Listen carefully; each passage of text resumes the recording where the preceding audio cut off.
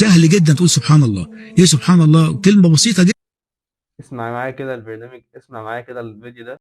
سهل جدا تقول سبحان الله. ايه سبحان الله؟ كلمة بسيطة جدا جدا جدا. واللي يقول سبحان الله مرة تغرس له غرس شجرة في الجنة. في الجنة الشجرة دي يجري الخيل 100 سنة ما يجيبش آخر ظلها.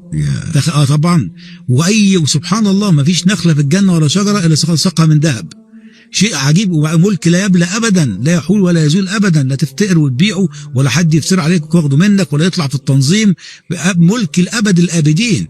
وسبحان الله وحمده مره واحده بس، ما بالك من اللي يقولها في اليوم 100 مره. سبحان الله. اللي الرسول صلى الله عليه وسلم قال: من قال سبحان الله بحمد 100 مره خلاص حطت عنه 100 سيئه كتبت له 100 حسنه، ورفع في الجنه 100 درجه خلاص. ولم ياتي يوم القيامه احد افضل منه الى احد قال مثله او زاد عليه.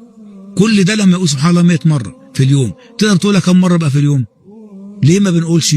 وانت في العربية ماشي قول سبحان الله. خسران ايه؟ قول الحمد لله، قول لا اله الا الله، صلى على النبي عليه الصلاة والسلام. قول اي الاذكار كتيرة جدا جدا جدا. الاذكار دي مهمة بشكل ما حدش يتخيل. عايز اقول ان البرنامج ده من احسن البرامج اللي اتعملت في رمضان، و... وسبحان الله الشيخ عنده قبول غير طبيعي. يعني احنا عارفين اخوك هو ممثل، بس هو سبحان الله عنده قبول غير طبيعي. بجد من احسن الحاجات والفيديوهات اللي ممكن تعدي عليك وتشوفها في رمضان.